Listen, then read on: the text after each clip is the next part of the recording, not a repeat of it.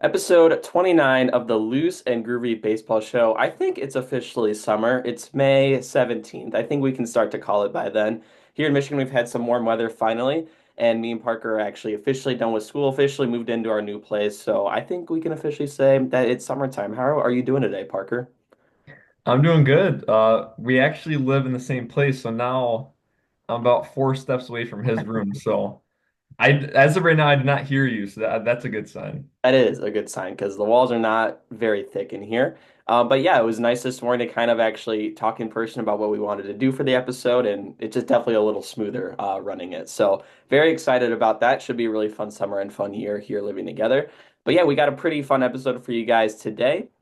First off, we're gonna do kind of something we haven't done before, but we're gonna break down a trade that happened a few years ago with Juan Soto. So that should be interesting to talk about. And we're definitely seeing the payoffs for one of the teams involved this year so far. And then we're going to go through kind of what we normally do with the standings and do our general takeaways. But we're also going to I think we're officially over a quarter of the way through the season. So we're going to take a look at our predictions back at the start of the year and kind of talk about them and see if, and kind of both for me and Parker, see if we are still going to hold on to what we said or if we're gonna maybe disagree with it and kind of explain why, and then if we're still confident in a certain team, or if we think a team will do better, stuff like that. So it should be a pretty fun time to go over that. We're gonna get started right away, and we're gonna talk about the Juan Soto Nationals trade. The first one that happened with the Padres, I think it was 3 years ago now, almost. So, to get a little background, Juan Soto obviously was a national to start his career. Got off to a super hot start, came up as a rookie, I think in 2019, helped them in the World Series that season, and was a really good player following that too. And the Nationals knew he was going to be really good, a generational kind of talent. Future Hall of Famer on that track, and it still is on that track.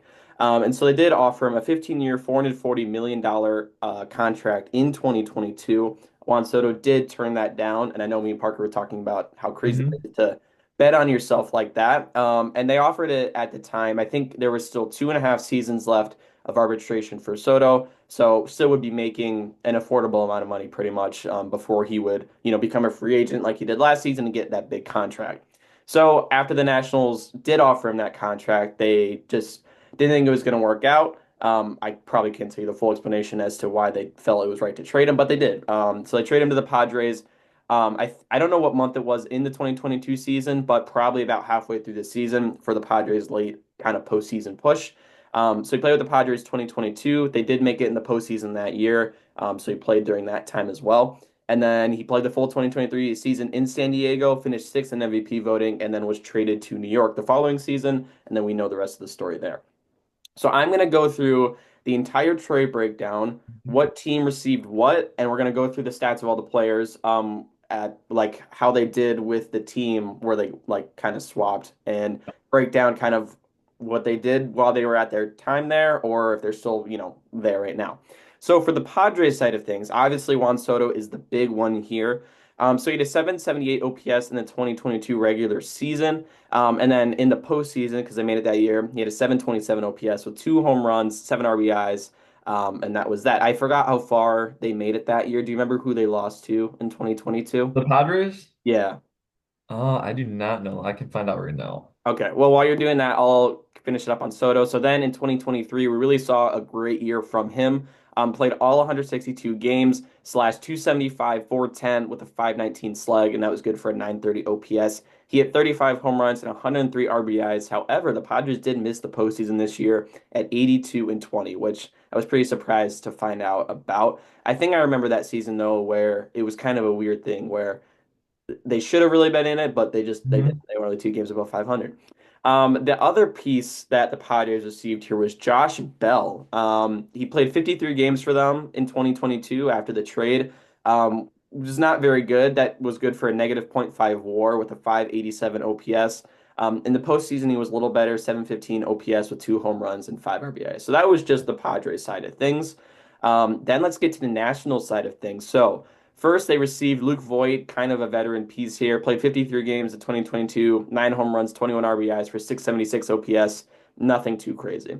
Then also Robert Hassel the third. Still a prospect technically right now. I know I looked it up. I can't remember if he's been called up yet or not. I don't think he has. Uh, Hassel? yeah. He is not yet. Okay. So he is still in AAA right now for the Nats. He's got a Mhm. 734 OPS in his minor league career, so hasn't really been jumping off the charts yet. I know at one time he was one of the Nationals' top ranked Mhm. prospects. Now he's number 11th in the organization, so he has dropped off a bit, but still probably some potential here with Hassel. Mackenzie Gore, I'll go to next. He's 26 years old. He's going to be a free agent in 2028. Been a low fours, high threes pitcher in Washington so far in his Mhm. career. But he's off to a really good start this season. I think we all know I think it was 13 strikeouts in his debut, that first game. Yeah. Hmm. But so far, 3.59 ERA and 75 strikeouts, which leads the MLB currently. So he's been off to a great start this year. So they're starting to see the dividends on that, I guess you could say. CJ Abrams is another guy who's breaking out a lot this year, but wasn't even bad in his first couple years with Washington. He had a 3.4 and a 3.5 B WAR in those first two Pretty seasons. good. A lot of that probably is coming from the defense, but the bat was still, productive enough. He was a 2024 All-Star, so that was last season. But he's really breaking out this season, 900 OPS with 154 OPS plus. So you're really starting to see the bat come around, which is great. Um, so probably going to turn in one of his best seasons of his career so far, and he's going to be a free agent in 2029. So still a lot of control left with him. And then James Wood, probably one of the more talked about players of this or this trade deal Mhm. recently. So in 123 games, he's already got 2.5 WAR accumulated, which is super impressive. This will be his first full season in the bigs.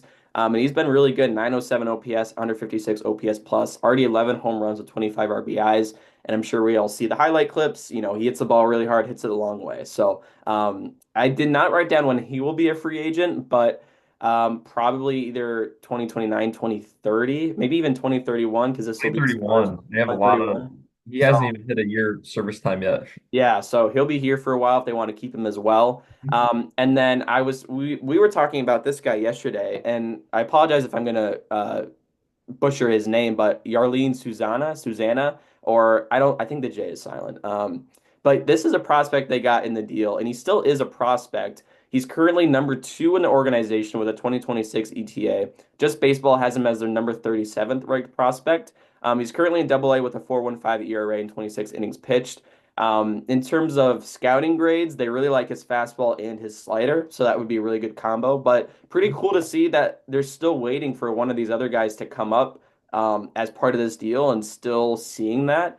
And we'll see what happens when he does come up, but pretty awesome that they still have another guy to wait on here for them. So that was the entire deal and what kind of happened with all these players. So I'm going to stop talking and I'll throw it over to Parker. I just want to hear, you can kind of take this whatever way you want, pretty open-ended. I just want to hear what your thoughts are on it. Mhm. Good for the Padres, good for the Nats, bad for both teams, bad for one team, good for one team. Let's just hear what you got to say. Okay, so first of all, I looked at the postseason results for the Padres, and in that 2022 season, they beat the Mets in the wild card series because the Dodgers won that division, and then they beat the Dodgers 3-1 in the division series, and then they lost to the Phillies 4-1 in the championship series. That was the first time they made it to the NLCS or better since 1998, which is when they made it to the World Series and lost. They got swept by the Yankees that year. Hmm. So it was over 20 years, I guess 24 years in the making to even make it to the NLCS. In that 2022 season, once they traded for Soto, and then you said 2023 they didn't even make the playoffs. I think I don't think you can say it was worth it to make it to the NLCS for the first time in 24 years, to trade away the amount that they did. So I think it'd be hard if you're a Padres fan to say that that was a good deal. Would you agree with that? I mean, Yeah, nothing I really came out of it. It's tough to. yeah, I would like initial reactions looking at this, and I think this is a different conversation if we look at it a year ago today. Because I think the three kind of big pieces in this deal have really started to pan out for Washington. Yeah. And that's not something you probably could have said last year at this point. But looking at it now, it looks like a really good deal for Washington. And at the time, like, well, he still kind of goes by that, but AJ Preller on the Padres, he's always kind of had the mindset like, who cares about the picks? Like, we'll trade the picks away if we can make our team better today with like veterans. I guess Soto wasn't a veteran at the time, but like guys that have had success in the big leagues that we know are going to be good. And a lot of the time, like with these packages, only one of them turns out to even be like a good ball player. So the fact that you went through the stats, Abrams, Gore, and Wood, they're combined 4.5 B WAR right now, Mm. just getting better and better. Mackenzie Gore, nasty stuff, can strike out. He was leading league in strikeouts for a while. I don't think he is anymore. When I did this, I was looking at this, I think, earlier last week. So I mean, he may not be anymore, but when I was looking, he was leading it. So I don't know Yeah. right now, but Nonetheless, that's yeah, still like extremely impressive. And then the most excited out of those, out of Abrams, Gore, and Wood, I'm most excited about James Wood. I'm sure you can back that up too. yeah. James Wood is like the perfect like five-tool player. He's like 6'7", great defense. He can steal bags. Just all around seems like a great part of their core in the future. I think this is a great deal for the Nationals because I was looking at their 2022 team and their 2023 team. In 2022, this is after they got rid of their entire course. They lost Rendon in free agency after 2019, which if they kept him, it wouldn't have helped them anyways, let's be honest. He did a little bit in 2020 with the Angels, but then after that, it's been terrible. Yeah. But they still lost him. It was still part of their core, especially the World Series core. They traded Scherzer and Trey Turner during the 2021 season to the Dodgers, so they were already gone before this deal with Soto. And then they had Schwarber in the first half of 2021. He lit it up, had like a 910 OPS, I believe. And then they traded him to the Red Sox. So they were losing a lot of their guys that they kind of depended on for offense and for pitching, I guess, with Scherzer. And it was just left with Soto. And even then, like keeping Soto for the 2022 season, the season was already out the window. They weren't going to do anything there. But then the question turns to what about 2023 and 2024? Because they had 2 more years of control after that 2022 season if the Nationals hung on to him.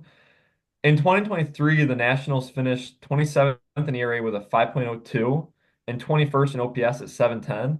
And then in 2023, they were 25th in OPS at 684. Um, or sorry, the first stats I read to you was 2023, and then in 2024, 25th in OPS at 684, and then 23rd best pitching in the league at 4.3. Honestly, if you had Soto there, that's not the pitching's not going to change at all. So they still would have had bottom of the barrel pitching, and their hitting would have got better, but it still would have probably been subpar, like 17th or 18th best in the league. So, and then I guess you could like turn to the question if they kept Soto, they could have like supplemented him in 2023 and 2024. They would have had to spend a lot of money Right. just to like make those last 2 years worth it, and it just would have been extremely risky. It would have been kind of all or nothing. So I think it was a very smart move to just to send him on his way, especially looking at how well those prospects have turned out. And you still have, like you were going through Susanna and then Hassel. He's shown it in the past. He can easily just bounce right back and be that top prospect. So there's still more guys like coming off the Right. pipeline that could add to that core. So this by far is a great deal for me in my eyes for the Nationals, and especially the fact that they tried to extend them. Yes. Yep. Maybe I'll ask you this. Looking at the guys they got back, should the Nationals, this is kind of crazy. Should the Nationals be happy that Soto turned down that contract? Because their That's trajectory was not very good. yeah, no, that's a good question because I think you could take this so many different ways where maybe if they get Soto, and this might be a stretch, but if they keep Soto, do you get Dylan Cruz in the draft? Because he's also a part of that young core where maybe Soto gives you a couple extra wins and, Yeah. that affects your draft and everything like that. So maybe you don't even have a Dylan Cruz right now. And on top of not having Abrams, Gore, Wood, and then the other two guys, like we were saying. Hmm. Um, I agree with what you said perfectly about like the Nationals trying, like they at least they tried to get him, right? Because like they would have been, I think they still would have been crazy to not at least go for it and give him an offer. But is this something I really appreciate where they gave it their best shot, they gave him their best offer, and they if it didn't work for them, then that's what they decided. They moved on, and I think they pivoted from that so well. And, kudos for them for picking out, these guys because all of them, like at least the big three, have a really good trajectory right now, which is awesome to see. Um, and yeah, I think it's turned out well. And I guess back to your question, maybe they are right now because, having this core of three or four guys, I Yeah. think you might rather have that than one superstar because there's just so much more to build around than just like one amazing player. Now you have a couple really, really good players and guys that can be, I mean, I think James Wood could be a perennial all-star. Hmm. Abrams probably could be too if he's got the power at does he play Yeah. second or short? Shortstop? Sure. Short. Hmm. Um and the defense too. So I mean, and then Yep. yeah, we've talked about Mackenzie Gore too. Could be, a frontline guy hopefully for them over the next, 2 or 3 seasons. So yeah, I think I give all the kudos to the Nationals here. I think it turned out really well for them so far. I hope it keeps going in that direction for them. And I think we've talked about this, and I think any baseball fan will tell you that Washington is one of the more exciting young up and coming teams that are happening, kind of fitting in with like an athletics or something. But there is a lot to be excited for here in Washington, and even talking about this year, I think if their bullpen was not awful, they would actually be a somewhat competitive team in the NL East. But I think in the next couple of years, you could definitely be looking at Washington being one of the top teams, and you could see these guys being at the forefront of that. So do you think, I'll kind of ask you a question back, and then we can move on really quick. But do you think for what the Padres gave up for that, kind of year and a half or so of Soto, do you think would you call it a good, was it because like they got Juan Soto, they got him for a year and a half, and he was obviously very productive. Do you think it was worth it? I know it didn't end up well for them in that 22 postseason where they lost in the NLCS, but they did make it that far, and yes, it didn't turn out. But do you still think that was a good call to make? I mean, I really don't. I know it's easy to say because they made it to the NLCS. Yeah. Like if they won the World Series, it's easy, like slam dunk. Like I'm glad they made the trade. Like it turned out good. But this kind of left my mind. But they did get Michael King back from the trade with the Yankees, so everything kind of like settled out a little bit, I guess. And then the Yankees made it to the World Series, so that's kind of worth it for them to give up Michael King, who's now going to be a free agent soon. But yeah, overall, I really don't think you can back up the Padres trading that away for a year and a half.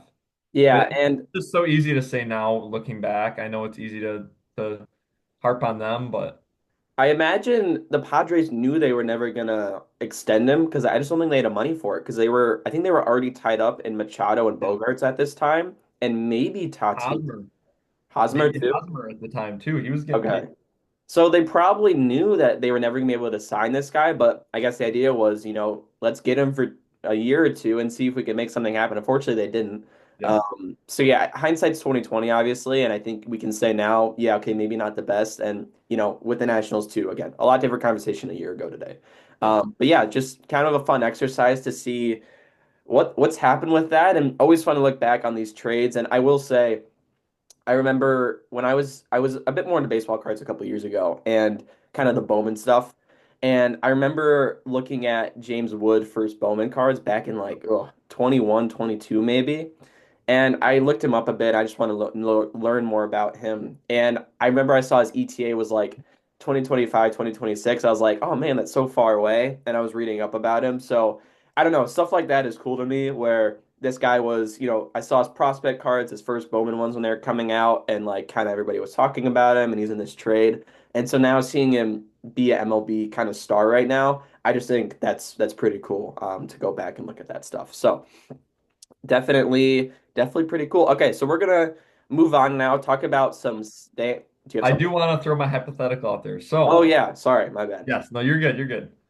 So, real quick, with the Soto deal or the trade, before that, clearly we talked about the Nationals tried to extend him. He turned it down, and then after that, they're like, okay, we're out. We don't have a chance at keeping him, right? Hmm. So, my question to you is, I honestly don't really know my stance completely on this, so I'm not like trying to sway you one way or another, but how confident are you that Skenes will be a Pirate come his first year of free agency? So like 6 years from now, do you Oh, think he's wearing a Pirate jersey? Whether that's via extension, signing him after he turns free agency, do you think he'll be wearing a Pirates jersey in 6 years? did you, really quick, did you see Jeff Passan's tweet about this or what he said? He thinks the Pirates should trade him now.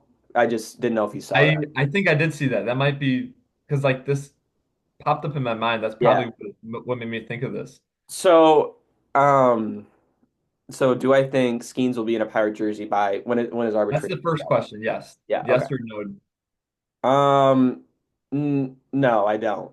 Okay. So that's all I need to hear. Okay. So, question two, with that being said, this is kind of going off of what you just said with passing. Do you got double the amount of control that you had with Soto? And we saw the package, the insane package you got with Soto, and I know that that package turned out a lot better than most packages do.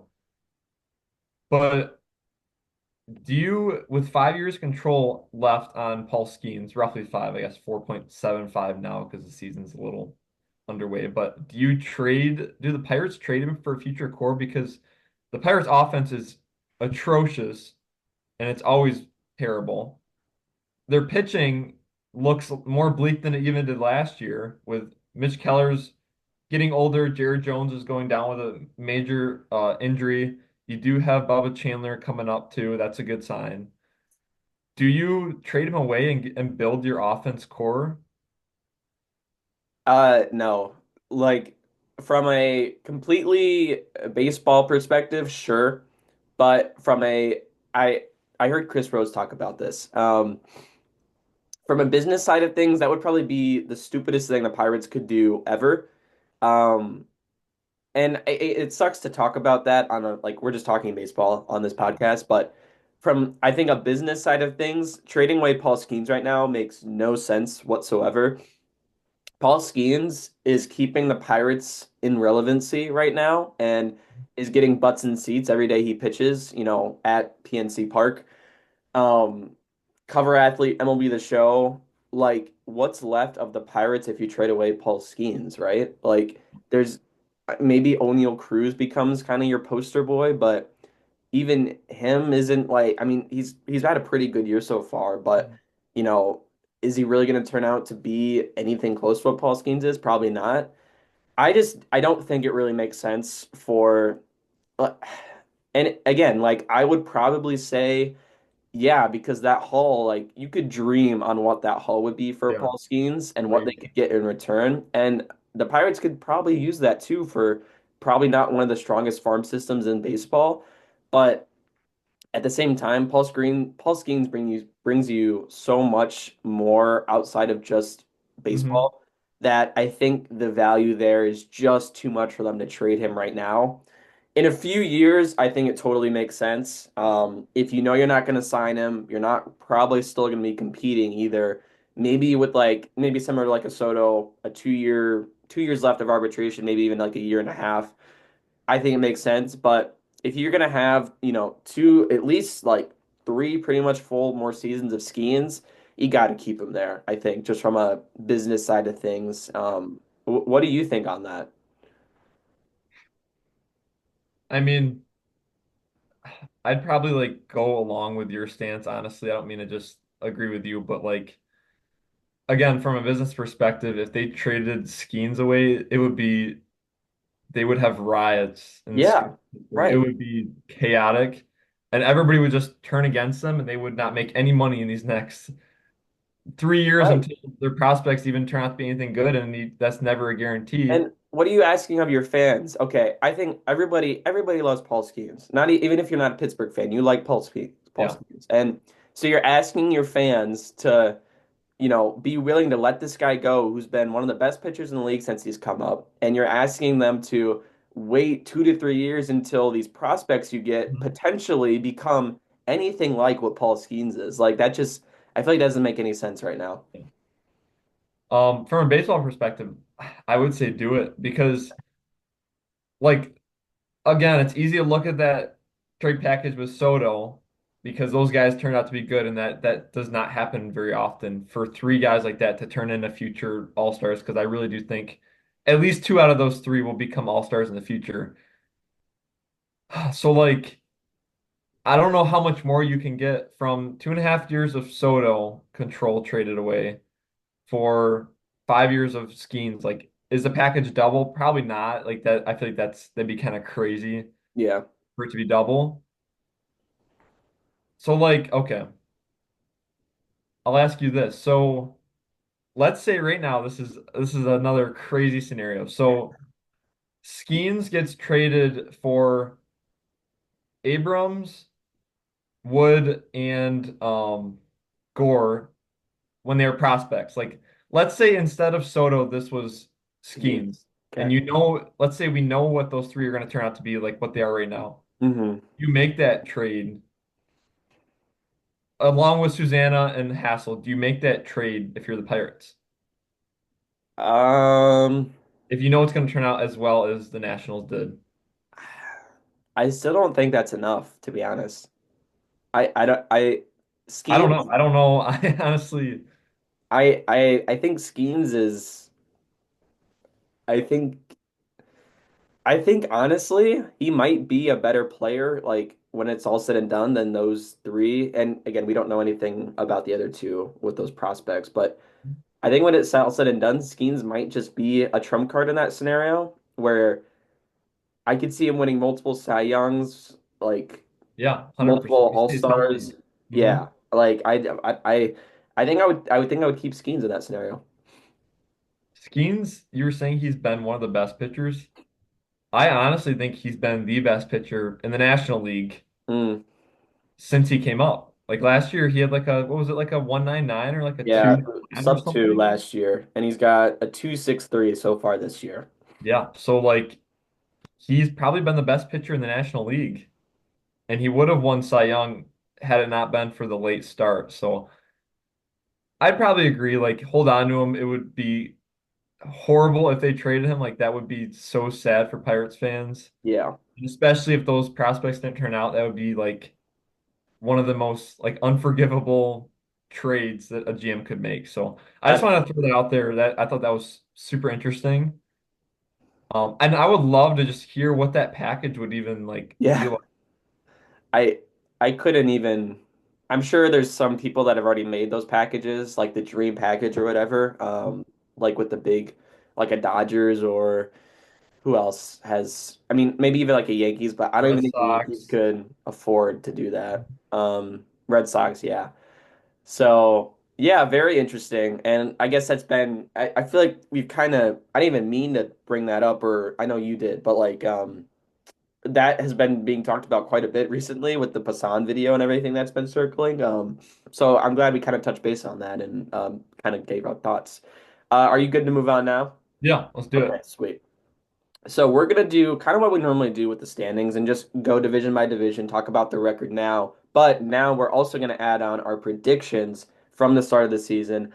And me and Parker are gonna both say whether we kind of are standing by them or if we want to make some adjustments, I guess, and just kind of talk about that and see where it takes us. So I will get the standings pulled up. We're gonna start. Well, let's start in AL Central. How about that?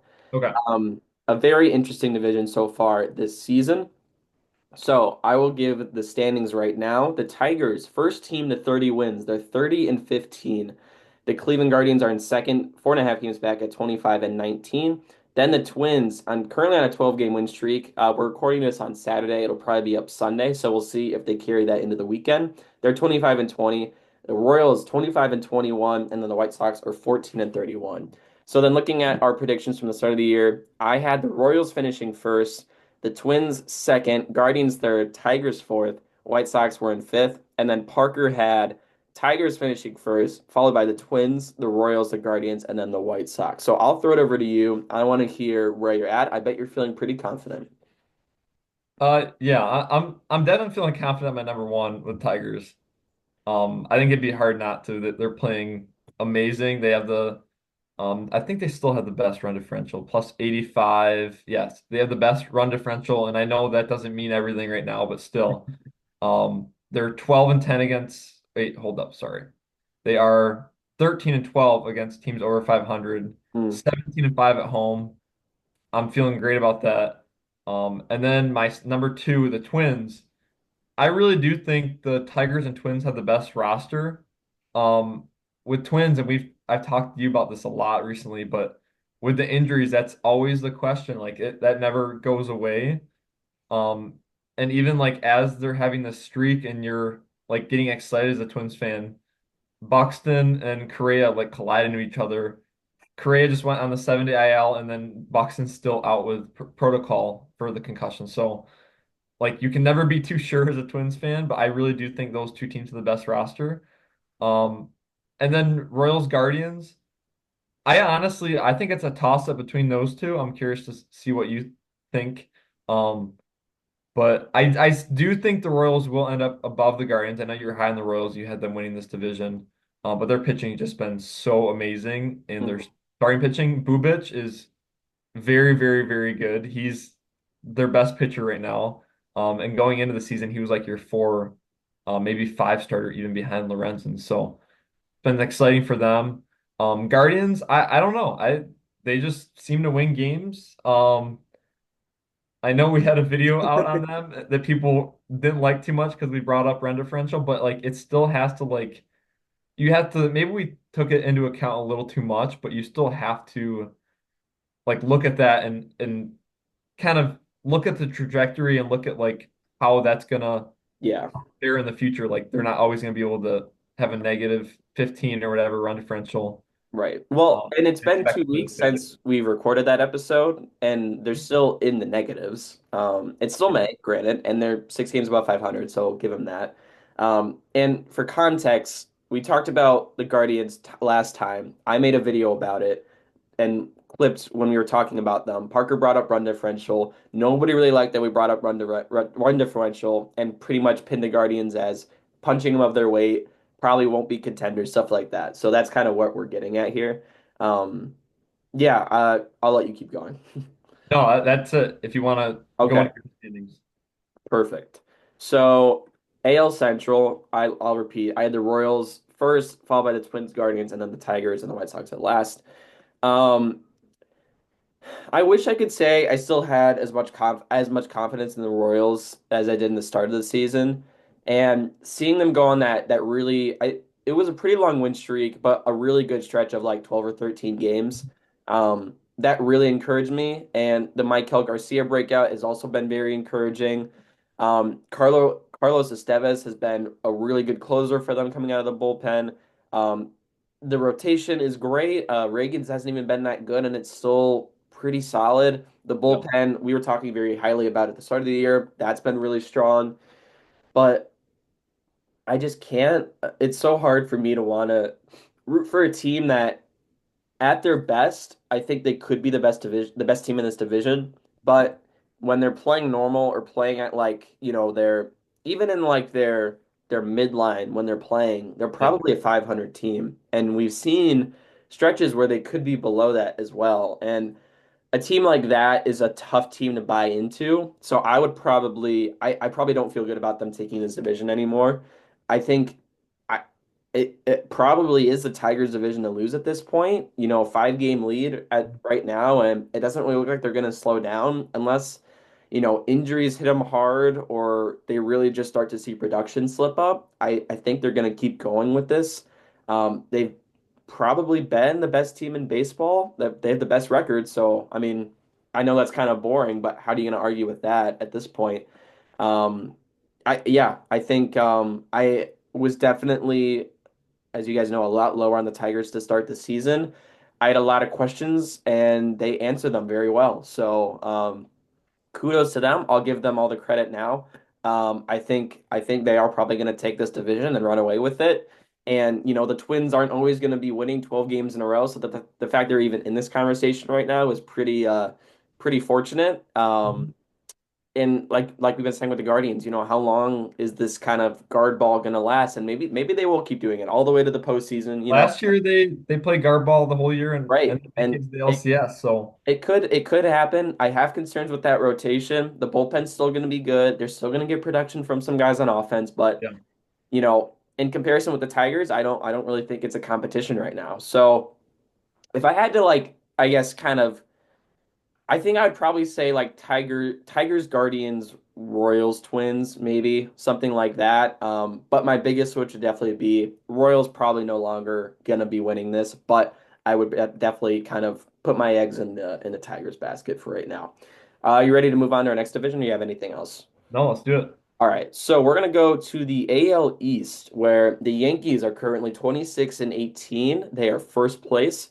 Boston is 22 and 24, 5 games back, along with the Blue Jays, who are 21 and 23. Then we have the Rays at 20 and 24, and the Baltimore Orioles are 15 and 28, 10 and a half games back in this division. For my predictions, I had the Orioles finishing first, followed by the Red Sox, then the Yankees, Rays, and Blue Jays. Parker had the Yankees finishing first, followed by the Orioles, and then the Red Sox, the Blue Jays, and the Rays. I will give it to you to start us off again first. Yeah, I this division is like, can we even say overrated now? I know people are not as high in this division as they have been in the past, but I feel like the AL Central, we just went through the standings. I know we didn't give the win-loss record, but right now, all four, the top four teams in the AL Central are all in the playoffs. Like they're taking up all three wildcard spots. Yep. This AL East division is pretty overrated at this point because like even the Yankees aren't like playing off the charts. They do have the best OPS. It's like in the mid 800s, which is crazy this far into the season. And that's kind of what I was like going off of at the beginning of the year. Like yes, their starting pitching is probably the same as like the Red Sox, even like not as good as the Rays, but their offense is always just going to be there. So I'm pretty confident on them being first place and kind of holding that throughout the year. But I know they will be challenged by the Red Sox, and maybe the Rays or Blue Jays. The Orioles. I'll leave that to you because I know I've already like kind of clowned on them enough when I Yeah. originally came out with this, even though I still had them at second with like I think mid 80s wins. Hmm. But they're just vastly underperforming. So I really do think that they're gonna end up in last place. They're just there's no vibes like there has been in the past. Like it just Yeah. seems me and you were watching an Orioles game yesterday and just there's just no magic at all. Like they get somebody on base and then there's a um throw Holiday tried to steal second. He got throw strike him out, throw him out. So like it's just so hard to kind of get behind that. Like it does not seem like things are going very well. Yep.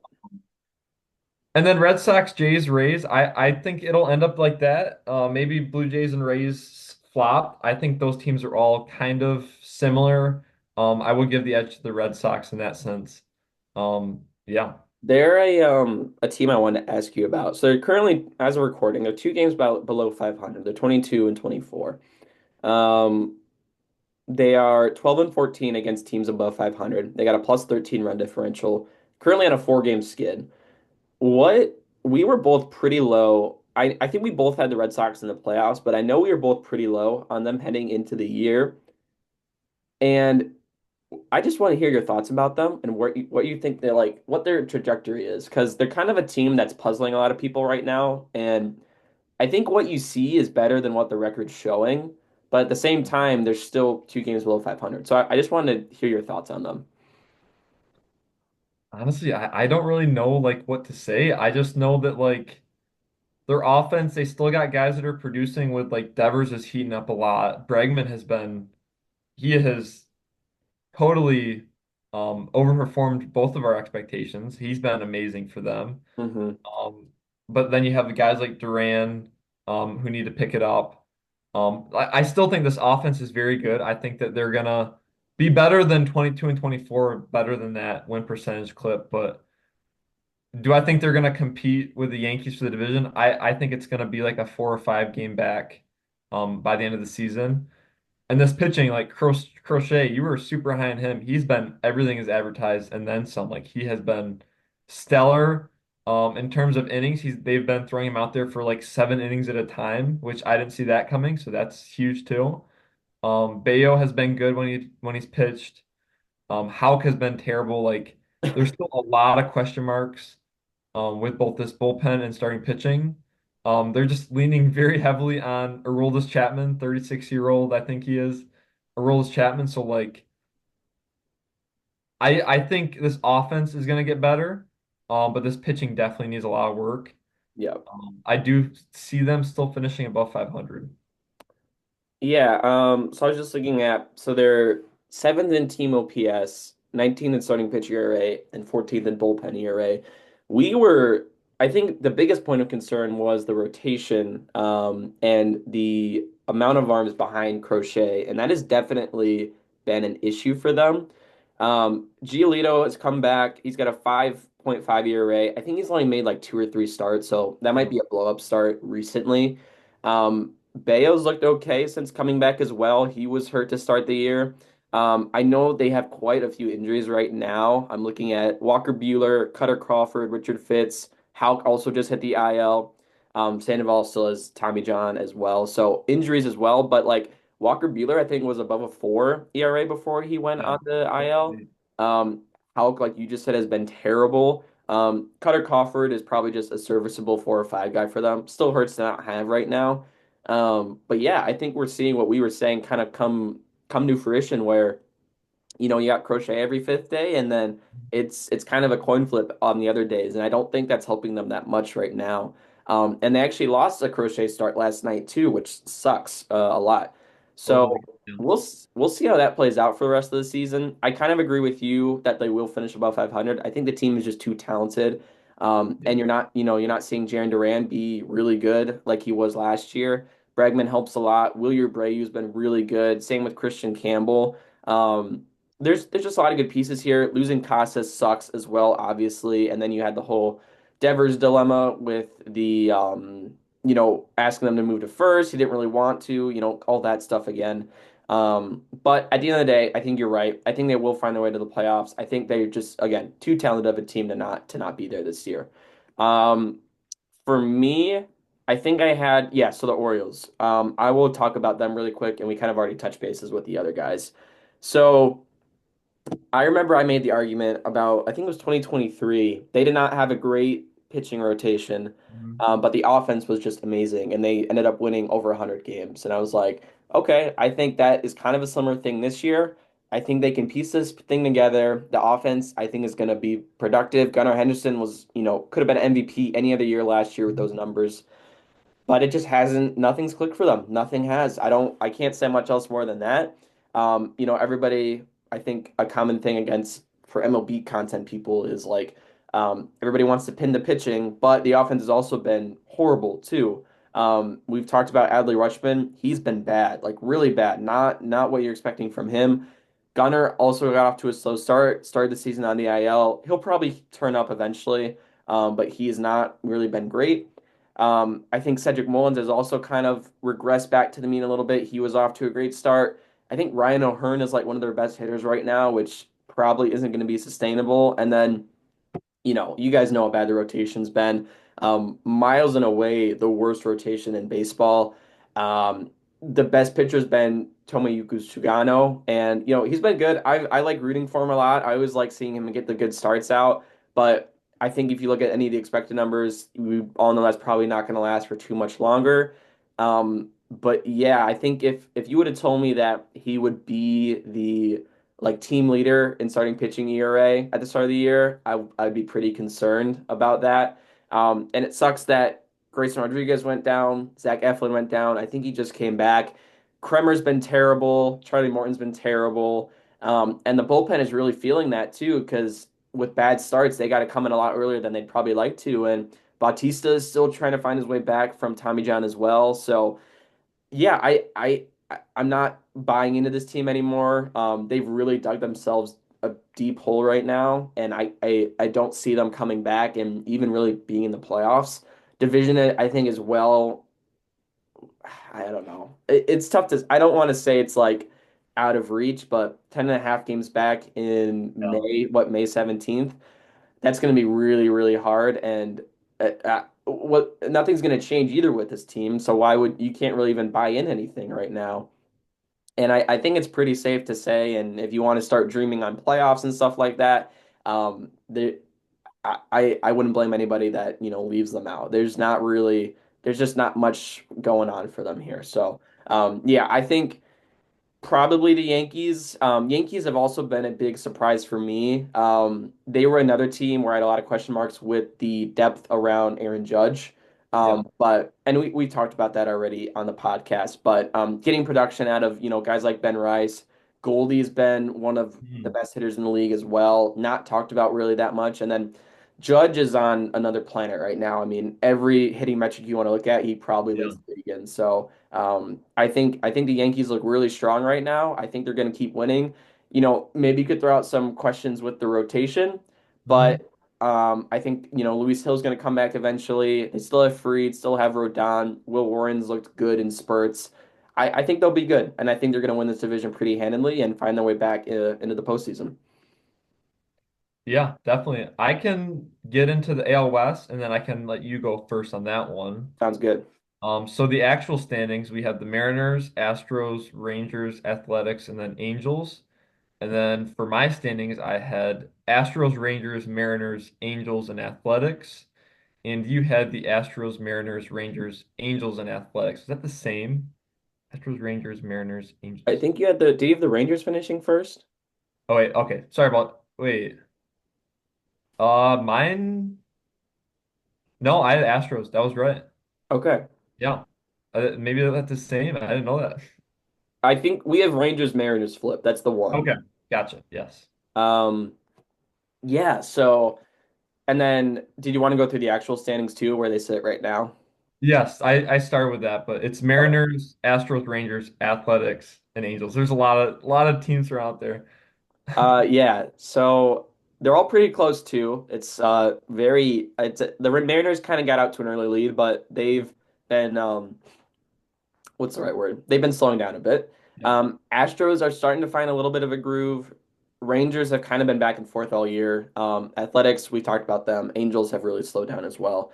Um, I- if I were to sit here and tell you who I think is going to get it, I think it might be the Mariners. But it's so hard to bet against the Astros. Like Yeah, I agree. they just have to be better than this. And like Altuve and Jordan have still been bad, and they're still 2 games above 500.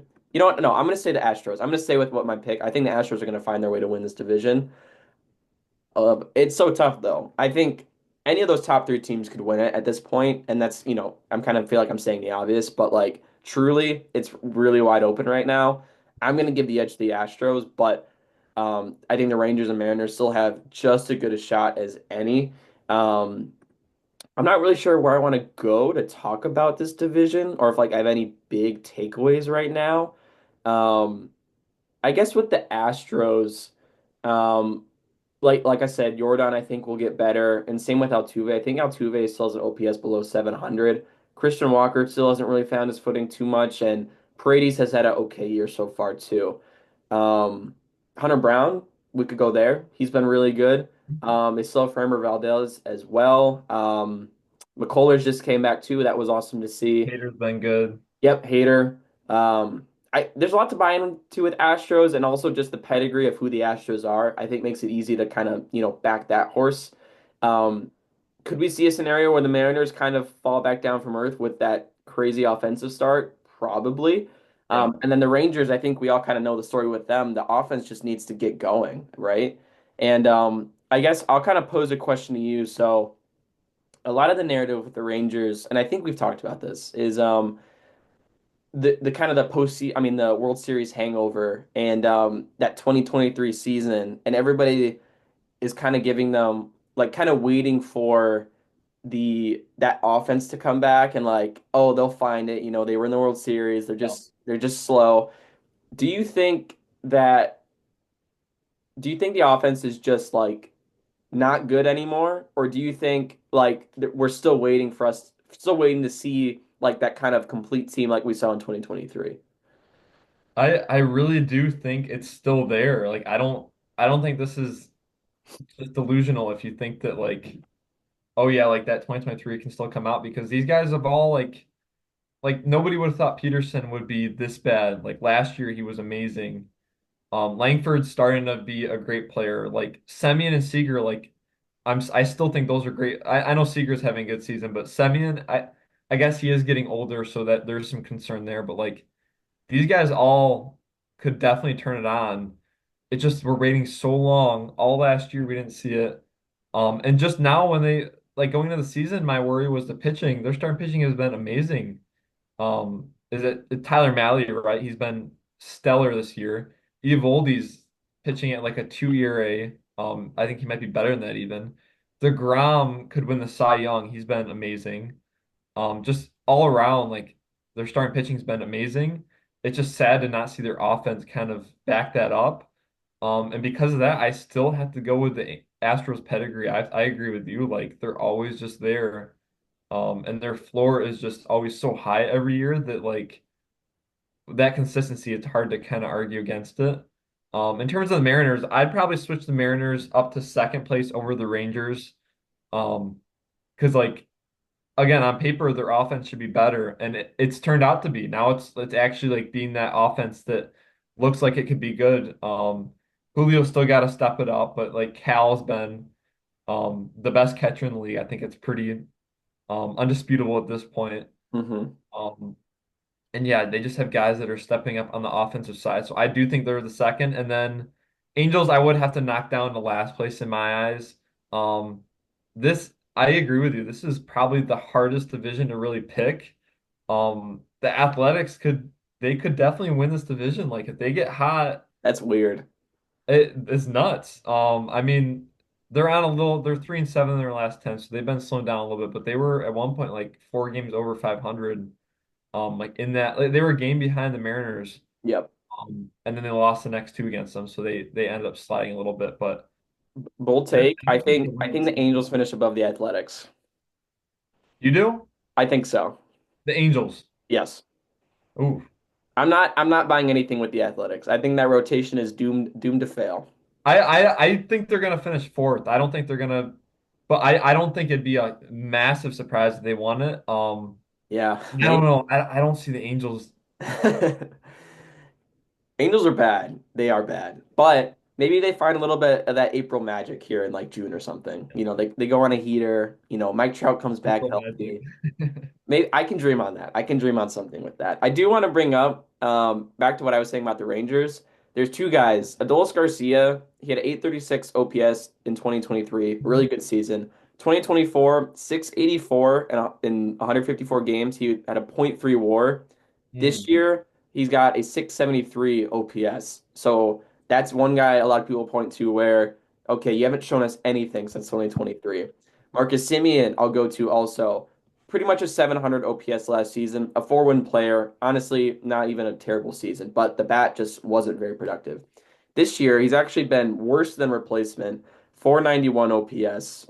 Hasn't been good at all. And so it's kind of like these are two guys that might get clumped into like, oh, let's just wait on them. Yeah. They're gonna find it again. But it's been, a year and then Yeah. some change now of kind of mediocrity. So that's just something that you can chew on over there. Yeah. What do you think about that? Do you have anything else in the AOS? I do not. Okay. Do you want us? You can get us started in the NL. Just pick your division, whatever one. Okay, so we'll start with let's do the NL West. Okay. We'll start with the actual the actual standings right now. So we have Dodgers, Padres, Giants, D-backs, and Rockies. And then we get into your standings. It is Dodgers, Diamondbacks, Padres, Giants, and Rockies. And then mine was it the Yep. same? We had the same one. Yeah, Dodgers, Diamondbacks, Padres, Giants, and Rockies. I I still kind of like this prediction. I think that this Diamondback team is still very good. Um, I think the Giants are playing a little above their skis, but I say that they're still 15-12 against teams over 500, and they have a plus 45 differential. Like they're playing amazing at home. Really Um, quick, we made another video about the Giants, and I don't know what we did, but we hit a super strong nerve with Giants fans. They were so mad at us. I think it's because I called them little brother in this division. yeah, Oh that my was a gosh. mistake. I should not have said that apparently because they did not take to that very nicely. I think in the video or last episode, we were just saying they don't stack up well to the rest of these teams in this division. And I think I said something about they're not built for under 62 games. Nobody liked that either. My point with that was they're an injury away or a Wilmer Flores not hitting 3 home runs in a night from not being a great team. And I think looking at the Padres, the Dodgers, there's more there that I can buy into and more guys that I can believe in that are gonna sustain their production over a full year. The Giants, I don't see that as much, and that was kind of my point. Um, I'll give it back to you. Sorry, I just want to bring that up. There's really not even much for me to say. I think there's a lot of good teams in this division. This division could, like the AL Central is doing right now, they could take actually the Phillies are pretty good. I feel pretty confident saying that they're going to take two of the wild card spots, whether it's a combination of the Padres, Giants, Padres, Diamondbacks, Giants, Diamondbacks. I still think the Dodgers are going to win this division with ease, honestly. Um, It's been so impressive that they are still this good with all the injuries they have. They have to be. I think they probably have the most players in the IL right now. Off the top of my head, Edman is gone, Teoscar is gone, um, Glasnow, Saki, Stell. Who'd you say? Saki now. Sasaki. Yep. They called up rushing because guys are getting hurt. Yeah. Um, it's been impressive that they're still atop of this division with all those injuries. I think that again speaks to how well they're built and how many options they have not at the Mhm. major league roster to kind of plug and play. I want to look at the Diamondbacks too. So their offense has still been great, but it's kind of a story like last year where the pitching just isn't following it up. And that kind of, it's like literally a copycat of what we saw last year. Looking at the rotation, Zach Gallen in 51 innings, 4.59 ERA. Merrick Kelly's been pretty good, 51 innings with a 3.7. Brandon Pfaadt has 3.73 in 50 innings. Ryan Nelson has not been really that good, and Corbin Burns has really started to turn it up. I think he had 10 strikeouts last night and a 6 inning start. Mhm. His ERA is down to 2.56, so that's And really improving as did you well. mention Eduardo Rodriguez? He's been terrible. No, yes, he has He that, and pitched a he's lot on the too. IL right now, so that's why I didn't see Mhm. him. But yeah, I don't. He probably his numbers are probably not that great. AJ Puk on the 6 day IL doesn't help the bullpen, along with Justin Martinez hitting the IL as well. Shelby Miller has been talked about a couple times I've seen. Great. He's been really good. Ginkle ERA is at 10. I can't tell you much about that. I'm assuming it just maybe a bad start or two. Um, and even looking at the rotation, is it really that bad? Like, I could totally dream on a Corbin Burns, Merrill Kelly, Zach Gallen, or Brandon Pfaadt. Like, that's a pretty good front four looking at like the rest of the league. Mhm. But I guess maybe their numbers just aren't backing that up, and maybe I, Eduardo Rodriguez, like you said, has kind of been inflating that a bit. I agree. And like, would you say it's fair that this is like the same as the Rangers, just flipped? Like you Yeah, said, the Rangers last year we were waiting for the pitching we were waiting for the hitting to be good. It was not. This year we're still waiting and it still has not been good. Diamondbacks last year we wanted the pitching to be good. The names were still good last year even without Corbin Burns. And then this year they're still like not playing that good. So if I with the Rangers, I'm still like holding on to some optimism. I'm kind of doing the same with the Diamondbacks. Like I like these names. And three of the guys, like two of them have a 3.7, and then Burns has been great. So yeah. um it's really just their 4 and 5 starters at this point. But I do think that they're gonna step it up, and that's why I think they're gonna climb back to that second place behind the Dodgers. I don't think they're better than the Padres. That would be what I would flip. I would Mhm. flip Padres Diamondbacks. So Dodgers, Padres, Diamondbacks, and then Giants. I think we both agree. I think the Giants are going to finish fourth in this division, and we're probably going to lose any Giants fans that listen to the show because we just clearly hate them. Like I guess that's the only thing to take away. Um, but I will say the I mean, and even looking at the Diamondbacks won a series against them a couple days ago.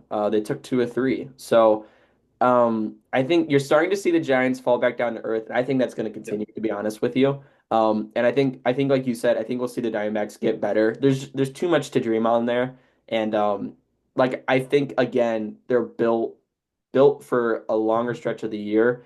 And I would you say the Diamondbacks offense is still underrated? I kind of think it is. I would say so. I don't think it's ever gonna be rated properly, Yeah, honestly. right. I mean, looking at just the lineup, I mean, Corbin Carroll has been So MVP good. levels of production. Ketel Marte, when healthy, has still been really good. Yeah. Josh Naylor, one of the more underrated starts for first Oh baseman, he's yeah. been solid. Eugenio Suarez, not doing much with the bat outside of hitting home runs, kind of every series, but even still, that's good for 814 OPS. Pavin Smith Smith, as yeah, a platoon guy. I mean, right. Uh, Pavin Smith, did you just say him? I didn't. It kind of, yeah, yeah. Evan Pavin, sorry. He's been amazing. Alec Thomas is another guy that's pretty fun to watch. The bat Mhm. isn't great, but I know he's super fast, and I'm assuming that kind of helps him with the defense as well. And Geraldo Perdomo, there's a lot of guys that aren't talked about on here, but he is in the middle of, I think, a breakout. He's got an 854 OPS. He's walking more than he's striking out. He's Mhm. already accumulated 2.4 WAR. He's been amazing, and that contract extension they gave him at the start of the year is looking really good as well. So, just something to think about with the Diamondbacks, where they are quietly one of the best offenses in the league, and that's kind of what happened last year too. So still pretty crazy that we're letting it happen again right now. And the fact that like last year they had the best team OPS. They didn't make the playoffs, which is crazy to me, but best OPS last year with Corbin Carroll not I know he like turned it up the Yes. last half, but he Yeah. still ended up far below the expectations. And this year he's meeting those expectations. So this offense is, do you think, disregarding any of the stats, I know the Yankees have the best OPS. Do you think this is the best offense in the MLB when it's all said and done this year? There's a chance, like that's a question. Yeah, I think it is. I think if Gabby Moreno can be like average and give me uh find a way to get Jordan Lawler in this lineup. I know he just got Yeah. called up again. Yeah, I think it is. I think yeah, and I like to your point with Corbin Carroll being back to what he was, and being consistently kind of hopefully over the whole year he'll be like this, but being that MVP level player, that is kind of like the final piece in this machine where top down, you're not going to find many better offenses than this. So I think I agree with you on that. Yeah. For Um, sure. I will get us going to the NL Central then. Okay. So right now it's Cubs, Cardinals, Reds, Brewers, Pirates, and I have a few questions I want to ask you because this is one I think we talk about a lot, and there's always good discussion. So I picked the Cubs to win, followed by the Brewers, Reds, Cardinals, Pirates, and then it is just flipped for Parker. He had the Brewers first, Cubs second, and then the rest were the same. So, um, first question I want to ask you. Mhm. What are your thoughts on the Brewers? Because you picked them to win this division. They're currently 3 games below 500. Are you still, from what you've seen with them, do you still think, I think we can both agree they still have a shot to win the division. But realistically speaking, with the other teams, with the Cubs, what do you think their chances are now, or are you still backing them to win the division? They're scaring me a lot. Going into the season, would you agree that the top three guys offensively that they would rely on is Churio, Contreras, and Yelich? I feel like those are Yeah. the Yeah. with those three guys. Churio, 717 OPS, 253 average, 7 home runs, 25 RBIs. Not horrible, but definitely not what you expected and not what we saw last year. Contreras, 4 home runs, 21 RBIs, 245 average with a 701 OPS, and then Yelich has been terrible. 7 home runs, 26 RBIs, but he's batting a minuscule 201 with a 655 OPS. You can't rely on Reese Hoskins all season. He's the only guy qualified with an OPS over 800. I love what Turang and Frelick are doing. If they can sit around that 730 OPS mark while playing great defense, that's great. But when those three guys, those core guys that I mentioned, when they're not playing how they should, it's very concerning. And I don't even know where I'm going with this. Like, does that make me more optimistic that these Mm, guys are going to turn into like what we expected and that they're going to rise to yeah. the top? Or is it more scary that they're not? I I I would have to side with the Cubs at this point. I think I'm gonna have to side with your standings in terms of that. yeah. I think to what you were just saying, um, uh, it's kind of like, well, I think you're seeing, I think when you don't have your stars playing well, Mhm. I think you punch a hole in the Brewers ball or guard ball, whatever, like that kind of brand of baseball where, yes, you can get away with having below average hitters, but you need your stars to perform. And right now, that's not happening for the Brewers. And I think you're seeing the effects of that. So I would agree with you in that. I think they're going to have stretches where they're going to look like one of the best teams in baseball, but they might just hover around this kind of 500 mark for most of the year, and that Mhm. might not be good enough to do it in the NL Central this year. And I think that's No. what we're going to see. Okay, and then real quick too, I want to say Freddie Peralta needs to get more credit as one of the best pitchers in Yeah. baseball or in the National League. 50 innings at a 2.66 ERA, striking out almost 10 per nine. He's been really, really good, and I just wish he would get more credit as one of the aces of baseball because I think he is, and he has been such a dependable arm. And I've gone over like the amount of innings he's thrown the past two seasons. I like him a lot, and I wish he would get more credit. Okay, Yeah. so second question. 197 average against Mm, is amazing. yeah.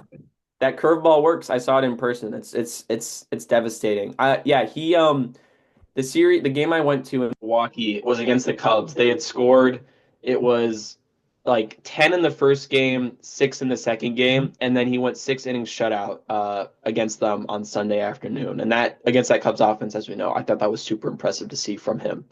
Um, Next team I want to talk about or ask you about is the Cardinals, because I know you are still and last time we talked about them, you weren't super high on them. They now find themselves 5 games above um, 500, and they just got off. I forgot how long of it. I think it was a 10 game win streak, maybe 11. Either way, they're 9-1 their last 10, and they now are only 1 game back of the Cubs for the division. So I kind of wanted to hear your thoughts on them, and then I might share a bit too. So maybe I'll have you look up the team stats in terms of OPS and ERA and just the hitting and pitching. But I want to start on the pitching side. I am definitely concerned about the pitching. Having like Sonny Gray has not been as good as he was last year. 50 innings, 4.5 ERA, 1.18 whip. So like he's definitely um gonna get back to the Sonny Gray we know or like close to it. I'm gonna guess like mid threes. And then Eric Fetty right now, you're kind of relying on him to be that ace, which I don't think he is. I think he's a good two, great three starter. He's got a 3.44 in 52 innings right now. And then Palante and then Liberatore has been their best pitcher so far. 101 whip with a 226 average against. He's been amazing.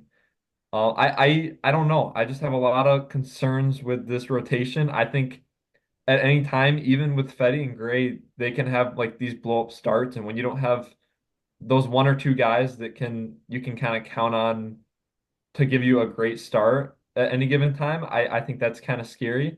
Um, However, on the offensive side, I love it. Like Lars Nootbaar has been amazing. I know you've talked about him in the past. Brennan Donovan's been good. Contreras has still been like a good hitter. Arenado's kind of fallen off a little bit recently, but he's still like playing great defense and just hitting at like an average or above average level. And then Victor Scott, you've done a video on him too. With that amazing defense and great speed, he's got 13 stolen bases. Like that's gonna provide you with a lot of spark too. So I don't really know. I like this team. I guess like looking at last year and just kind of with the ownership and all like the inside drama, it kind of made us think that they were going to nosedive and be this terrible team, and it's definitely not been the case. They've been better than we've expected, and with this heater, what was the win streak? Was it 8 or 9 games in a row? Yeah, maybe 10. I'm not sure. Yeah, they were right along with the Twins as the Twins are winning all those games. So I don't know. This might be a three-team race between the Cardinals, Brewers, and Cubs. Um, but yeah, I didn't really see the Cardinals coming into play here, but I think it's here to stay. Yeah, I'm sipping all the Cardinals Kool-Aid juice right now. Lars Nootbaar, I think, has been one of the more underrated bats this year. 807 OPS. He's been a great leadoff guy, I think, and the walk to strikeout numbers would tell you that as well. Mason Wynn, a guy you were pretty high on, has really turned around with the bat this year too, and he got off to a pretty slow start. Same with Contreras, having a 770 OPS. He was terrible in the first couple weeks. So good to see him kind of start to find his groove over at first. Ivan Herrera just got back off the IL too, so nice to see him back. Um, I agree with what you were saying about the rotation. I think Sonny Gray is going to be better than a 4.5. The strikeout to walk numbers, I think, are just too good for that to be the case. And you'll always see him have a good start here or there, and maybe he'll get Mhm. touched up every now and so often, but I think he's still a good guy to have. Fetty will not be at a 3.44. I think he's just coming off the complete game shutout, which is awesome to see, to be honest. Um, Yeah. but yeah, he probably won't be where he's at right now. But still, it's nice to see that that's turned out pretty well for them. How about this bullpen though? Ryan Helsley still the closer. Mhm. There were talks about him getting traded, but he's been solid so far. Phil Maton has been a pretty underrated free agent signing, striking a lot of guys, 3.18 ERA. That's awesome to see. And then Kyle Leahy and Steven Matz, two guys with over 20, pretty much 25 innings pitched and both sub 2 ERAs. That's very impressive.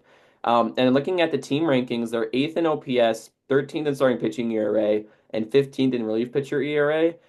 They're just getting production from so many other guys, and I wouldn't say there's like a star player really on this team or like one really great like superstar, but there's just production all over the place. I feel like you can find. And the Cardinals, I know, are also a team that have a lot of different options waiting in AAA for the rotation. So, if you're concerned about maybe like a Miles Mikolas or even if Palante maybe isn't having a couple good starts, bring Mhm. up I think McGreevy is sitting down there, and there's one other guy I think I'm thinking about, Quinn Matthews maybe. And then you also have Ting Hence who's in AAA if you want to bring him up maybe, but that also maybe not rushing with him right now. I yeah, I it's tough for me to say that I'm gonna pick them over the Cubs because I still like the Cubs a lot. And I guess they're a team I kind of want to talk about too, but I'll wrap it up on the Cardinals. I think the way I see it going out. Yeah. I real quick, maybe I need to make an apology to Reds fans because I didn't even really like think about them in this. Like they could be right in the hunt too. No, no, no. No, you don't think so? Mm-mm. I don't like the Reds at all. No. I What's don't. your You biggest if you lose a concern? series to the White Sox, I don't like you as a team. That Okay. I know. The Reds are I'm kind of done with the Reds. I don't think they're ever gonna eclipse mediocrity with this No. current format they've got. There's nothing for me to really buy into with them. And not in the sense of like Ellie and Hunter Green being superstars, but this team is always going to be on the pendulum of really really good and really really bad, and Yeah. the consistency is not there for me. Do you have anything on them though that you want to say? So if you want to pull up real quick like their team hitting standings, like what they are in terms of like OPS or average. But I will say, like going into the season, and this is usually the concern, would you agree that it's usually like starting pitching you're worried about? Um, Pitching in general? Like, well, the pitching is actually something, and we've talked about this. I wasn't really super concerned about the pitching like right now. yeah, their pitching's been amazing. Their rotation, Nick Lodolo, 3.42 ERA and 52 innings. Nick Martinez, 3.66 and 51 innings. Both those guys, I'd be scared for regression, but they've been great, so I gotta give them that. Singer, he started out great, but his last three starts has inflated the ERA to 5.01, but he's still 5-2, so he's still been like good in the majority of the season. And then Hunter Green was amazing. I don't know if he's still injured. Um, Yeah, yeah. 0.81 whip with a 175 average against 61 strikeouts in 45 innings. He's been amazing. Andrew Abbott, Ashcraft, both in like the low twos ERA. So like their And rotation's been amazing. Brett Lauder hasn't even started yet this year either. He's not Yep. made a start, so he'll be back soon enough. So all of a sudden they have a lot of depth. So like I don't know, their offense just has to supplement it now, and I I, don't. I'm, yeah, but and you can say what you want to say about Ellie. I love him for the game. He's an awesome dude, awesome player, Mhm. but okay. I'm gonna, he's, No, no, say what you gotta say. I'm gonna choose my words kindly here. He is an average player right now. He is average. 755 OPS, 103 WRC plus. I don't care how many bases he steals. I don't care if he makes amazing defensive plays. I think he still has a lot of errors this season too. He's not he's not a superstar right now. I get he has all this persona, all of this everything, but looking Mhm. at the numbers, he has not shown me anything that he can be the lead of this Reds team, and you can say with confidence, like, oh, the Reds are gonna be that they're gonna this offense is gonna be led by Ellie. He is not. I don't even think he's the best hitter on this offense right now. Maybe that's wrong, They need but it so badly right now too. I'm waiting for him to blossom like James Wood came up and he's already been better than Ellie has been, right? And maybe I just like do you get what I'm saying with like when am I gonna see Ellie be near 900 OPS? When am I gonna see him not strike out a bunch? When I'm gonna see him I don't think that's him. I don't maybe not. And I don't maybe think he's I don't think at his peak he's a low strikeouts or even like a middle of the pack. Like last year he led with 218 strikeouts and he had an 809 OPS, so I don't think he's a 900 OPS guy with low strikeouts. I don't know. I and don't I mean he had a 6.4 F4 last year, which is that's a great season. Struck yeah. out 31% of the time, but he had 25 home runs and maybe I don't know how much Fangraphs weighs in stolen bases. He stole 67 bases last year.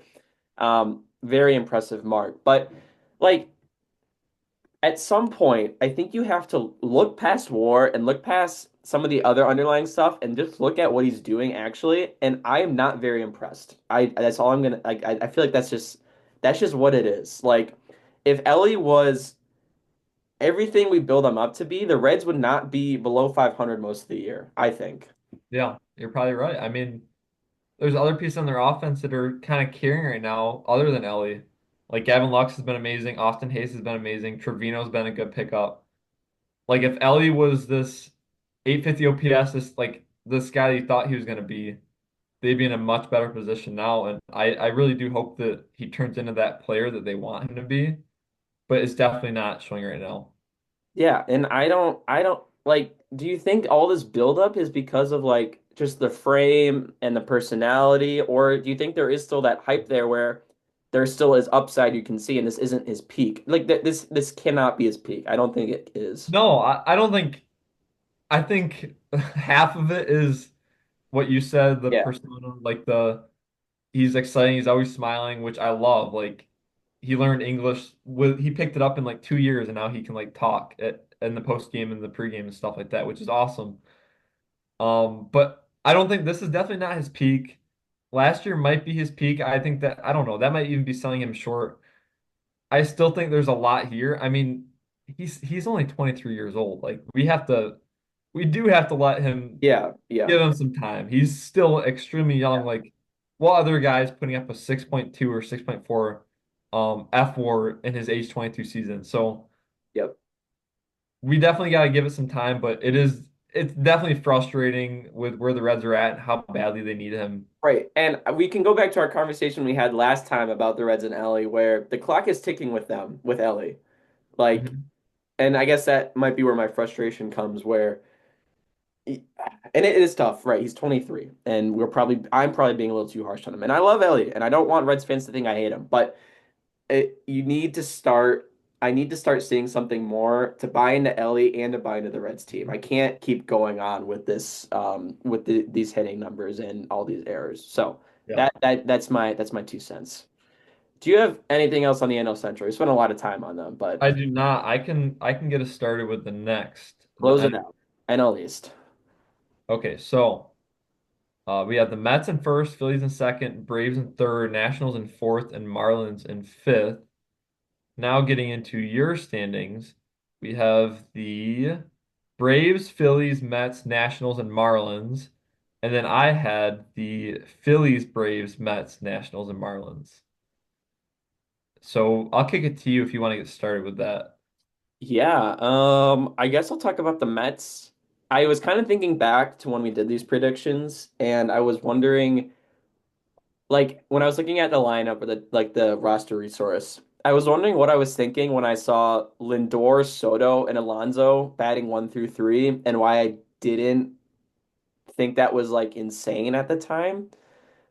Like, I don't know why that kind of just like flew over my head. Maybe I was just worried about the rotation more, or maybe I just didn't really know what to think about the Reds, and I just felt more comfortable putting the Phillies and Braves over them because they've been a little bit more. have a little bit more tenured success than the Mets do recently. Um, but the Mets, they've been amazing. I mean, every part of their game, I think you can make your argument that they've been one of the probably the definitely like a top three team, I would guess you could say right now. Um, Playing good against teams above 500, playing really good at home. Soto has really started to kick it up in May. Mhm. Even looking at the rotation, I mean, there's guys that you would not have guessed would be this good. Tyler McGill is who I'll go to. We did watch him kind of blow up in New York last night, but even after that, it looks like he's still got a 3.74 ERA. Clay Holmes, 3.14. That's awesome to see. Really transitioned to a starter nicely. David Peterson has been solid again. 3.05 ERA has he made? Yeah, he's made 8 starts. Griffin Canning out of nowhere, 2.36 ERA in 42 innings. Kodai Sengai, I could keep going, it seems like 1.02 ERA in 44 innings. Like Yeah.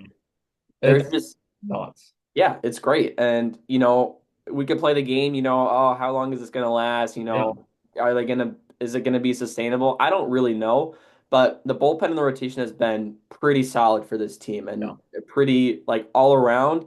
They're getting it from so many different guys. And I think that's easy to kind of back and easy to cheer for. And on the offense with Francisco Lindor, Soto, Pete Alonso, Vientos is starting to get up going.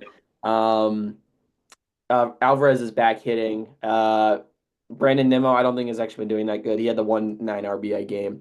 Uh, 727 OPS, 27 not terrible. right. So, yeah, and I think any team with the front three that I keep talking about is easy to kind of, bet on, right? And Yeah. to back. And I think you're starting to see a culmination of a lot of these big free agents starting to work together and play well together. And I'm pretty in terms of like my standings and what I would say, I think I might give it to the Phillies, to be honest. I I agree. I'm gonna have I'll to say let you kind of get on them first because I know you had them high Mhm. at the start of the year. But I would say Phillies, and it might be another similar situation last year where the Braves and Mets are kind of fighting tooth and nail for that wild card spot. Um, but if anything, maybe this year it might be more of a two-horse race between the Mets and the Phillies. But I could also see a scenario where it's all these three teams fighting for that first place Yeah. spot. I think I would say Phillies, Mets, Braves, just because the Braves got off to such a brutal start. I think they're going to be playing catch up for a while, and I think the Mets and Phillies might be that top two. So I'll go Phillies, Mets, Braves, and I'll give it to you if you want to talk about the Phillies. Yeah. I this rotation has been great. I know last year they had like a historical like start. The rotation was amazing. This year Lazardo or Suarez, he was hurt most of the year, but he hasn't been like their main guy. Now it's kind of been flipped. Now it's Taiwan Walker, who's been amazing. 34 innings, 2.62 ERA. And then Christopher Sanchez still been great. 2.91 ERA, 43 innings. Zach Wheeler, I know he had a bad start. People aren't talking about him enough. He is still like an underrated pitcher. Yep. 2.95 ERA in 58 innings, 74 strikeouts, which has to be close to the lead. 0.91 whip with a 200 average against. Like he's always there. He's always going to throw so many innings. He needs more credit. Lazardo, Mm, great pickup. He was bad in spring training. I was worried about that. Two flat, two ERA in 54 innings. He's been the best in that rotation. The only thing is Aaron Nola, who just went, I believe, on the injured list. 6.16 ERA in 49 innings. Never in a million years did I see that happening. He was 1-7. Outside of him, the other four have been stellar, and now Suarez is kind of getting back in the mix. He just had a good start. yep. Like their pitching is still right back to where it was. This bullpen has not been nearly as good as it was last year. That's kind of my concern. Alvarado has really been like their only guy that they can lean on with a 2.7 and 20 innings. But like I like Tanner Banks 3.66, like that's a decent lefty. Romano, you picked him up. He's been atrocious. I know that ERA has been going down a little bit. Strom, he's been picking it up too a little bit, 3.24 ERA in 16 innings, but their bullpen's definitely got to get a little better, and they're hitting. I'll never be worried about the Phillies hitting. That's all I'm gonna say is it'll just never worry me. I think they're always gonna be one of the best hitting teams in this division. So I would still lean with the Phillies. And then, dude, I don't know. The Mets, I've been waiting for this fall off, and they just have never shown it. Like Griffin Canning's still going out there throwing like six shutty or six innings of one run ball. Maybe they're just turning into this pitching factory. And then, like you said, how can you not get behind those top three between Alonso, Soto, and Yeah. Lindor? Like, that's absurd how good those three have been this year. And I fully think it's sustainable, honestly. If anything, I think it's going to get better. I think Soto's going to rise to a 900 OPS, and Alonso's going to settle where he's at, and Lindor's playing like he did last year, like an MVP caliber. So. Yep. I would probably agree with you. I would say Phillies, Mets, Braves. I still think the Braves are a playoff team, honestly. Chris Sale's been playing a lot better. Um, and yeah, if you want to touch on them a little bit, but I that would lean with what you said. Yeah, they're over 500 for the first time this year, starting 0-7 and doing that by May 17th is an impressive feat, no doubt. Um, Playing really good at home, not so good on the road. Again, I don't know how much of that is from those first 7 games. Um, yeah, the Braves, I'm gonna look up their roster resource so I actually know what I'm talking about here. Atlanta. So yeah, Chris Sale, I know he got off to a bit of a slow start, but the strikeout numbers were just too high for that to be long, and he's kind of back down to a good spot. AJ Smith-Shawver, really good guy, a really good arm. It's been performing well. We've talked about Schwellenbach a bit already too. The bullpen has kind of been, I mean, overall it's been good. Raisel Iglesias is the one guy I kind of turned to where he's not been the dependable closer he has been for the past 2 years. So you might need to look for a different option with him, or you kind of maybe just ride it out. Yeah. Strider and Acuna will be back soon. I think Acuna is making rehab starts in Triple A. I saw him hit a home run the other day in Double A, maybe. And then Strider will be back soon enough as well. He had one start after his initial Mhm. comeback from the stint. How about Drake Baldwin, by the way? We talked about him a little bit at the start of the season. 981 OPS with 172 WRC plus. He's Yeah. got 4 home runs, slugging really well. 360 average for a rookie catcher. Good for him. That's really cool. That's paired with Sean Murphy. You've made one of the better catching tandems in baseball, I would say, and that's positive. Even a guy like Verdugo's numbers don't really jump off the page at all. But like he's an experienced player. He'll fill in a roster spot. Yeah. Like I'm pretty happy that he's there right now. And then yeah, Austin Riley has, had some hot and cold streaks. Olsen still hasn't really found it. Ozuna's still the best hitter on this team.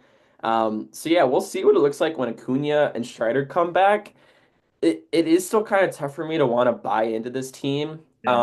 But I think you're right. I think they will find their way into, maybe they won't because the NL is going to be really tough this year for them to do that. Did you say you think they're going to be a wild card team, or there's like a chance at least? I still think this team is great. Is this, but like between Olsen, even Michael Harris, and Ozzie Albies, who has a 604 OPS in 180 at bats, he still play a lot. 604 OPS. Is this like a story of Semyon where we're just like waiting for these Yeah. guys to get better and they were bad last year too?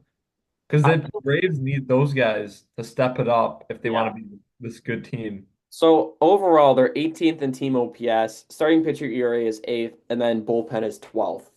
So really, it's not that the offense is letting them down, but it's probably the weakest point of this team, which Mhm. is really weird to say because on paper, I don't think many people would say that. Yeah.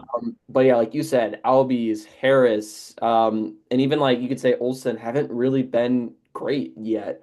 So is it going to be another case like last year where we're just waiting and waiting and waiting and Yeah. nothing really happens? Maybe it could be, honestly. And maybe that's why you buy into more of the stars that are actually showing it right now in New York and even in Philly. And I wouldn't even say Bryce Harper is, but more like a Schwarber maybe, a Bryson Stott who's been really good. Like Yeah. there's more to buy into with those guys than I would say the Braves right now. But at the end of the day, the Braves are a team I feel like where they could win, like they could go on a really good hot streak and be one of those teams that wins like 7 or 8 in a row, kind of out of nowhere. And I think they have the talent to do that. It's just a matter of do you want to back that and see that? But I will say to be able to come back from 0-7 and now be contending again, Yeah. I think you gotta that gives you a lot of hope for Braves fans and for the Braves to Yeah. do anything really with the season. I think there's still a very good possibility that they could be competing in this division and in the wild card. So I guess we'll see how that all plays out. Do you have anything else? Anything else, literally? I think that's it. Maybe like every quarter, like All-Star break, maybe Yeah. we'll retouch on these and kind of recalibrate a little bit and update them too. Yeah. I'm excited to see how they pan out towards the end of the season too. Yeah, I am too. I think that's a good idea. And because I think now you can kind of really start to have some takeaways from teams, Mhm. being over a quarter through the season. All the teams have pretty much played over 40 games now too. Well over 40. So yeah, we're really starting to get into like the thick of it and really deep into the summer days, not the dog days yet, but you're really starting to see like what these teams are and what their identity is. And um it might be starting to get too late for some teams, and some teams you can really start to see maybe pull away with these divisions. So I guess we'll see how it all plays out here over these next couple weeks. We will be back next week with an episode. I think hopefully. It's been a little bit of hectic timing here with me and Parker, going between home and going between school and then, starting jobs, starting Yep. internships. So hopefully we'll find some time next week to get one out for you guys. But thank you so much for tuning in. If you made it this far, we also want to say thank you for that. If you're looking for more loose and groovy baseball content and you want to make fun of me and Parker with the rest of the internet, you can find us at Loose and Groovy Baseball Show across TikTok, Instagram, and YouTube. As always, leave your comments down below if you have any thoughts. Signing off for now, I'm Travis Hughes Parker. Thank you so much. Thank you.